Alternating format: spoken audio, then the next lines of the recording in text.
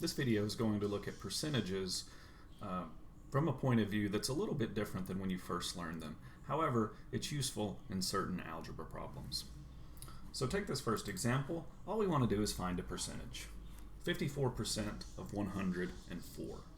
Now, once you're comfortable with percentages, you learn about which is the part, which is the whole, you have something over 100. You move past that, and at the end of the day, if you want to find a percentage like this problem, all you do is multiply. 0.54 times 104 is how you find 54% of 104. And this is exactly the type of math that you might do if you're shopping and you need to calculate sales tax, or if you go to a restaurant and you want to calculate your tip. All you do to find a percentage is multiply. Now you can type this in your calculator. I already did. The answer happens to be 56.2. And by the way, we will be using a calculator throughout this assignment. So that's how you find a percentage. You multiply. Let's see what's next. In this problem, 12 is what percent of 44? So we're looking for a percent. Now you might say to yourself, and you probably should say to yourself, well, this is really simple. I remember how to do this. 12 is the part, 44 is the whole. It's just divide, that's all you do. Why make it more complicated than this? If you do the division, by the way, you'll get 0.27 repeating, so 0.27, 27, 27, and so on. And then to write as a percentage, you move the decimal 2 places, so that's 27 point, I'll round to 1 decimal place, 3%. That's how you should find a percent. However, realize that you are using this same equation as we used in the first problem. The percent, which is what we're looking for, so I'll call it x, times the whole, which is 44, equals the part, which is 12. Well, to solve this equation, you would divide by 44 on both sides, and that's what we did when we calculated the answer, the quick way.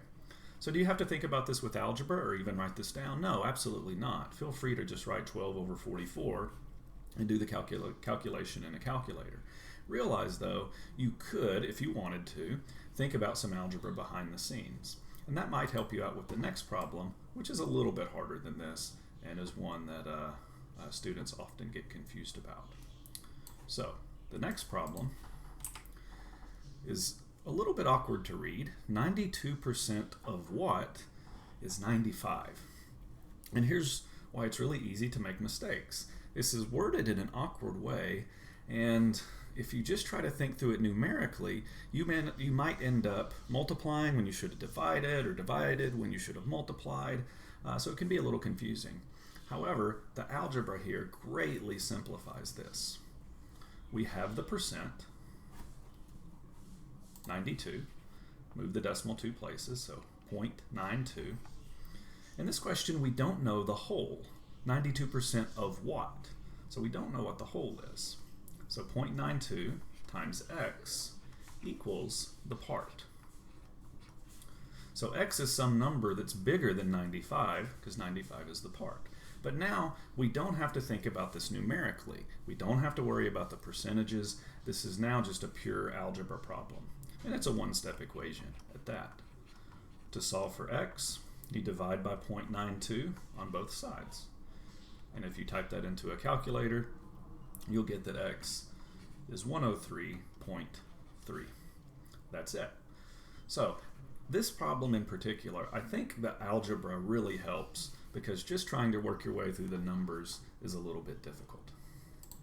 Now that's it really as far as the percentage word problems go, if we even want to call these word problems. However, there's one topic that I always do at the same time, and that is finding a percent change. This is a really useful thing to know. I told the story in class. I used to get a phone call about once a year from my mother before she retired, asking me how to do a percent change, because she needed to do one in her work and she'd forget. So she'd call her math teacher's son.